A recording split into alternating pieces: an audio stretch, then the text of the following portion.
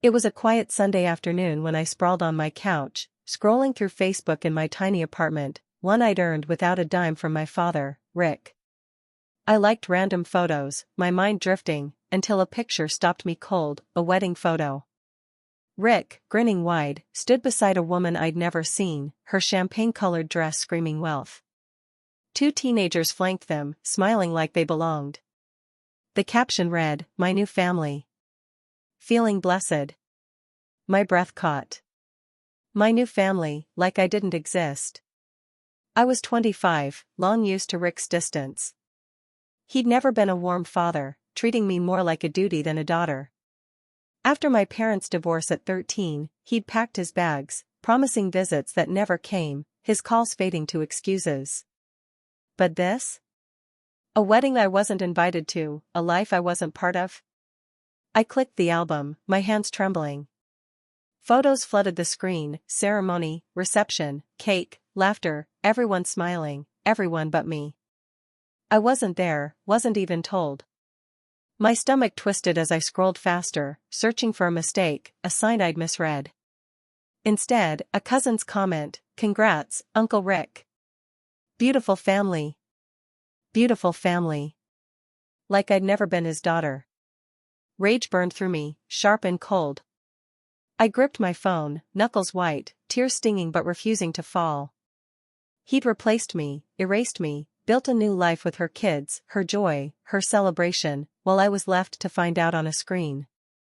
I thought of his call weeks ago, his voice casual, "I'm getting married, kiddo. Nothing big, just us." I'd swallowed my hurt, picturing a small courthouse affair. But this was no quiet wedding. It was planned, lavish, full of people who mattered to him, people who weren't me. The betrayal hit like a fist, not just for the wedding but for years of being an afterthought. He'd chosen to exclude me, to rewrite his story without me in it. I stared at the photo, my heart pounding. I could ignore it, pretend I didn't care, but I did. If Rick thought he could wipe me out like an old memory, he was wrong. I wasn't invisible, not anymore. My finger hovered over the call button, then stopped. I needed answers, but more than that, I needed him to know I saw him, saw what he'd done. This wasn't over. I wasn't erased. And I was done staying silent. I was never the daughter who curled up in her father's lap, not even as a little girl. Rick, my father, was a provider, bills paid, groceries bought, but love, hugs, bedtime stories? Those I found in books, not him.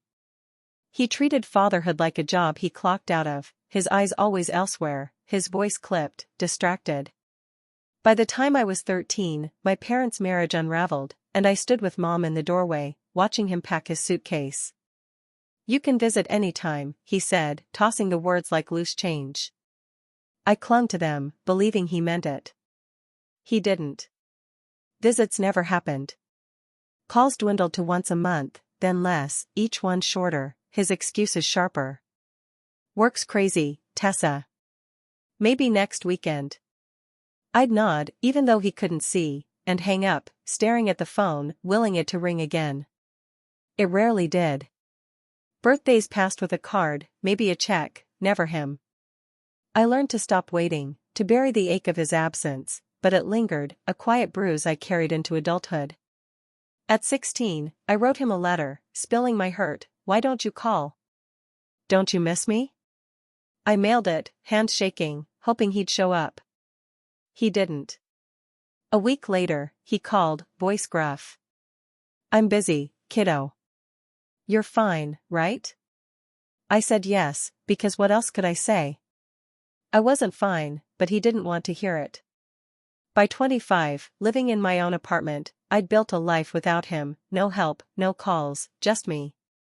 Still, I couldn't shake the small, foolish hope that one day he'd see me. That hope died when I saw his wedding photos. The family he chose, his new wife, her kids, stood where I should have been. Growing up, I'd made excuses for him, "He's busy, he's bad at feelings, he'll come around." But he hadn't been too busy for them. He'd planned a wedding, smiled for pictures, built a life, and left me out.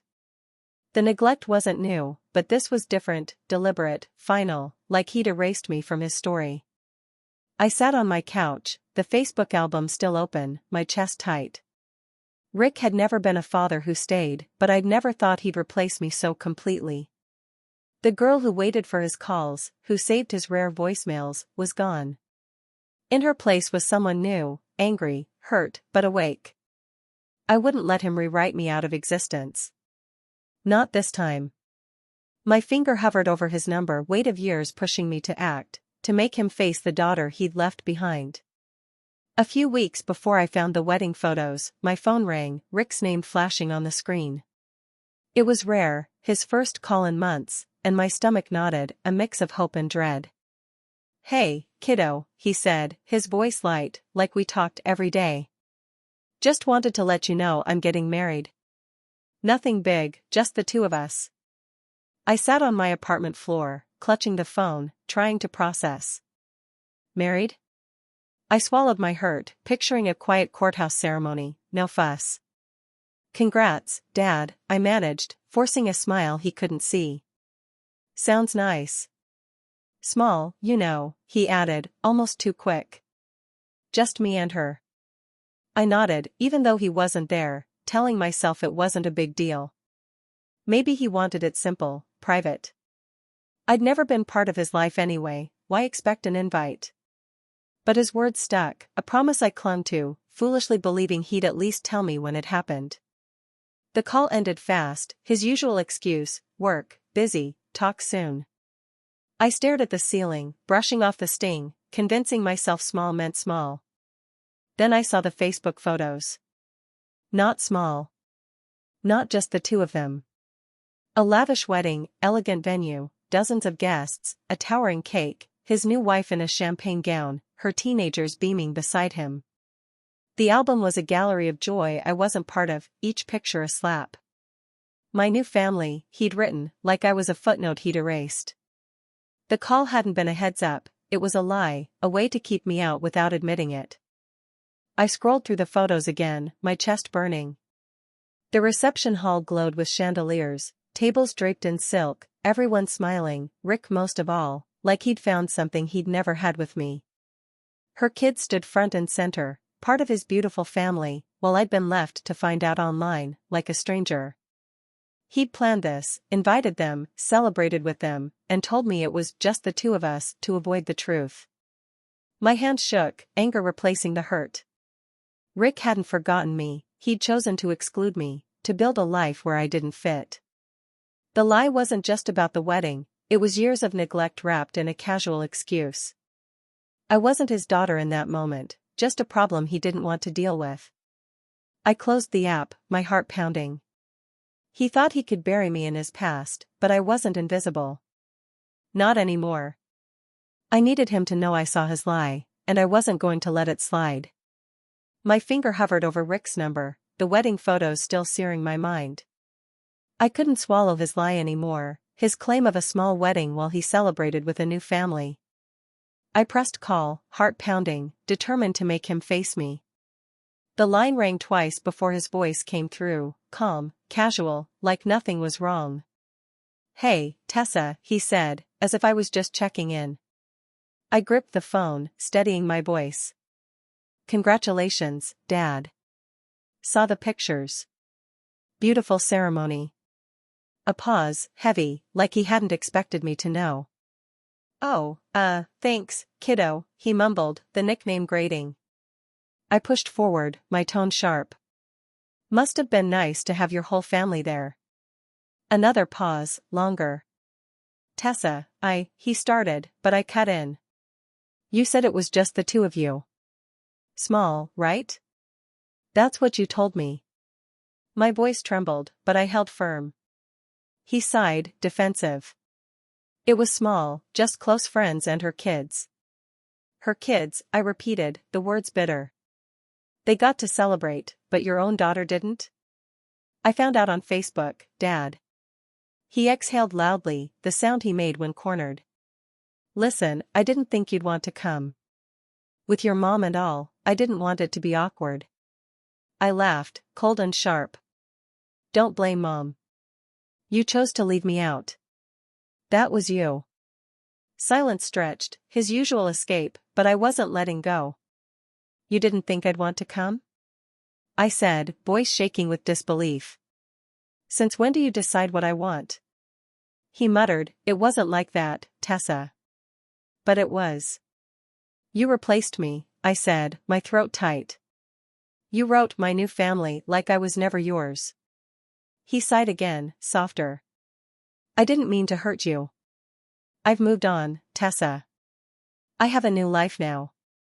The words landed like a punch, confirming what I'd feared, I was no longer his daughter. Right, I said, cold now. So I'm not in the picture anymore. Got it. He tried to backtrack.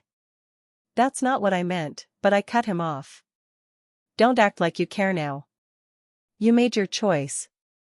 I hung up, hands trembling, rage and hurt swirling. For years, I'd accepted his neglect, but this was different. He'd erased me, built a family without me, and thought I'd stay quiet.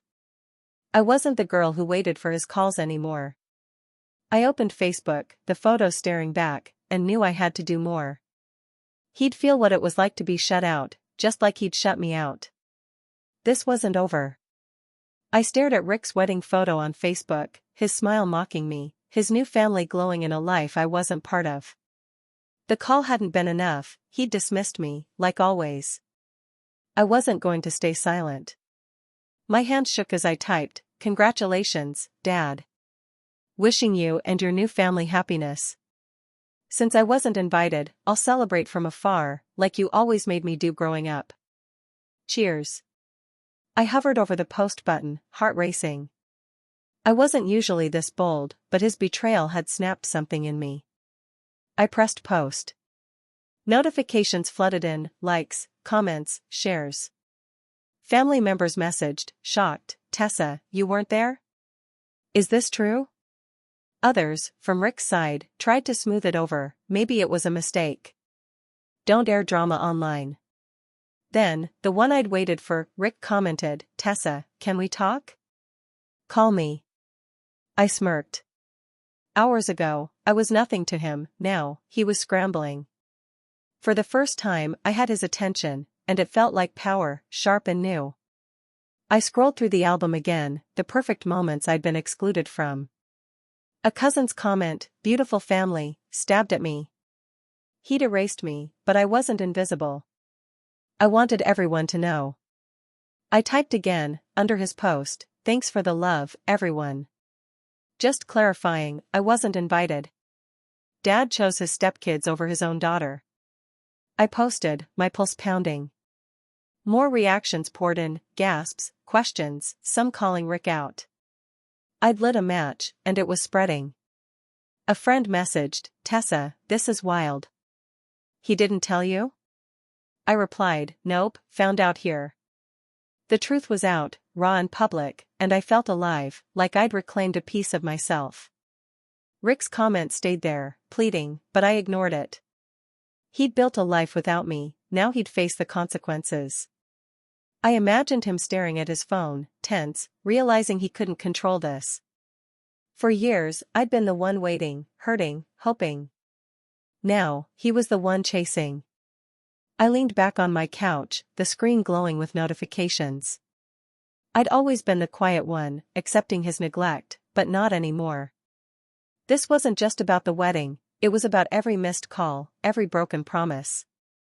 I'd made him see me, not as the daughter he could ignore, but as someone who could shake his perfect world. The comments kept coming, some supportive, some critical, but I didn't care. I'd spoken my truth, and it was louder than his lies. I wasn't done, though. Rick wanted to talk? He'd have to work for it. The aftermath of my Facebook posts hit like a storm. Notifications buzzed nonstop, cousins, aunts, even strangers weighing in. Some were stunned, "Tessa, I had no idea. How could he?" Others, from Rick's side, pushed back, "This is family business. Take it offline." A few tried to defend him, "Maybe he thought you were busy. Don't make it public." I read each one, my chest tight, but I didn't back down. I'd spent years swallowing Rick's neglect, this time, I wanted the truth out, no matter who saw. Then I saw a comment from Rick's boss under the wedding album. "What a beautiful family, Rick. Wishing you and your kids the best."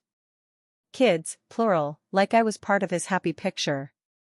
My stomach twisted. He'd let everyone believe I was included.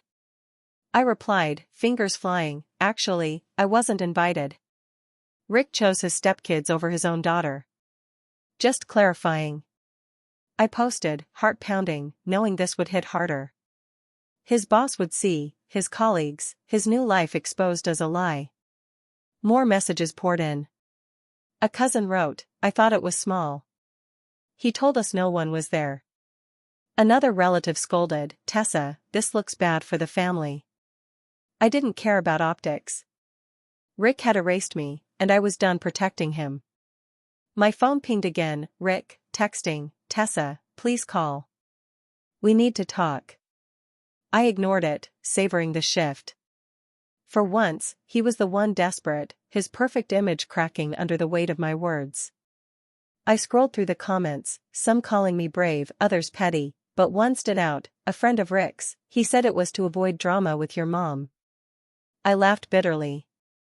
He'd used mom as an excuse on our call, too, but this was his pattern, always a reason, never the truth. I replied, "No drama here. Just a daughter he didn't want at his wedding." The likes piled up, each one a small victory, proof I wasn't invisible. My phone wouldn't stop buzzing, texts, calls, voicemails, all from Rick. Each one was a plea, "Tessa, please call me. We need to talk. I'm sorry, let's fix this." For years, I'd been the one waiting for him to notice me, to care, but now he was chasing, his perfect world unraveling. I let the messages pile up, each one a reminder of the power I'd claimed. I wasn't ready to answer, not yet. He'd made me feel invisible, now he'd wait. I sat in my apartment, the silence heavy, scrolling through his texts. One stood out, "I know I messed up, Tessa. I don't want to lose you." Lose me? He'd lost me years ago, with every missed call, every broken promise. The words felt hollow, like he was trying to save face, not me. I ignored it, but part of me wondered what he'd say if I gave him the chance. Would he finally admit the truth, or just offer more excuses? A voicemail popped up, his voice shaky. "Tessa, I saw your posts. I didn't mean for this. Please, let's talk." I played it again, hearing the strain, the fear. He wasn't used to being called out, to losing control. I smiled, bitter but satisfied. For the first time, I wasn't the one hurting alone. I let the phone go to voicemail again when he called next, savoring the reversal. He was the one begging now. But the constant buzzing stirred doubts. Was I being too harsh? Would I regret burning this bridge? I pushed the thoughts away. This wasn't just about the wedding, it was about a lifetime of neglect.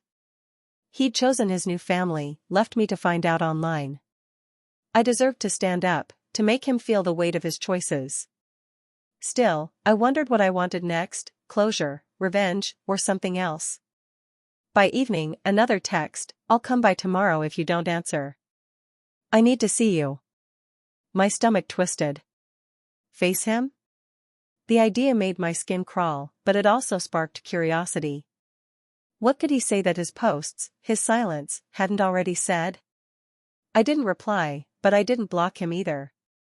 I wanted him to show up, to face the daughter he'd erased. I was done hiding. Whatever came next, I'd meet it as Tessa, not the kid he'd left behind.